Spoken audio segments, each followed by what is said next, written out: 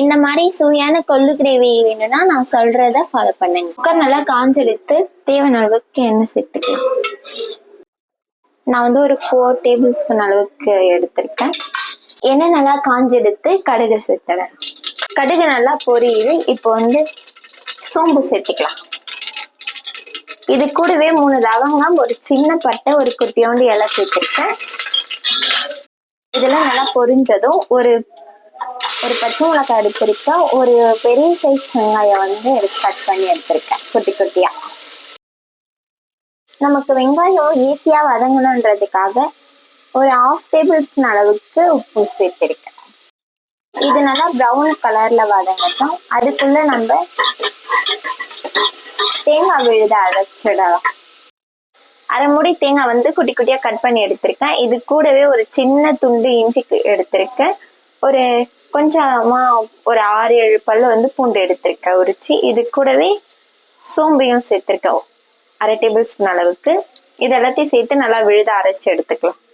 இது கூடவே ஒரு பெரிய சைஸ் தக்காளியை வந்து கட் பண்ணி எடுத்திருக்கேன். இதையும் சேர்த்துக்கலாம். நம்மளுடைய வெங்காயம் வந்து பொன்னிறமா வதங்கிடுச்சு. தக்காளி நல்லா வதங்கிடுச்சு. நீங்க இஞ்சி பூண்டு பேஸ்ட் தனியா வச்சிருந்தீங்கன்னா அது கூட சேர்த்துக்கோங்க. நான் வந்து தேங்காய் விழுது கூட சேர்த்திருக்கேன். அதனால நான் இப்ப சேர்த்துக்கல. ஒரு பிஞ்ச் அளவுக்கு மஞ்சள் தூள் சேர்த்துக்கோங்க. இது கூடவே 1/4 டேபிள் ஸ்பூன் அளவுக்கு மல்லித்தூள், 1 டேபிள் ஸ்பூன் அளவுக்கு மிளகாய் தூள், வெறும் மிளகாய் தூள் தான் எடுத்திருக்கேன். 1/4 டேபிள் ஸ்பூன் அளவுக்கு கரம் மசாலா எடுத்திருக்கேன். இது எல்லாத்தையும் இது கூட போட்டுக்கலாம். இதை ஒரு 2 செகண்ட் அளவுக்கு நல்லா கலரி விட்டுருக்கேன். இது கூட நம்ம அரைச்சு எடுத்து வச்சிருக்க விழுதையும் சேர்த்துக்கலாம். இந்த மாதிரி தேங்காய் விழுதெல்லாம் போட்டுட்டோம்னா இந்த மாதிரி பேஸ்ட் மாதிரி வந்துடும். வந்ததுக்கு அப்புறமா கொள்ளு வந்து 6 மணி நேரம் கிளீன் பண்ணி ஊற வச்சிருக்கோம்.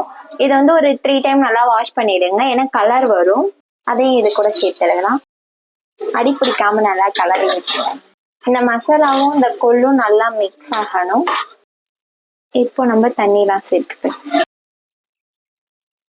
நான் வந்து தேங்காய் அரைச்ச மிக்சி ஜாடியில மீந்திருந்த தண்ணியை வந்து ஊத்திருக்கேன். இது கூடவே கொஞ்சமா தண்ணி சேர்த்துக்கலாம்.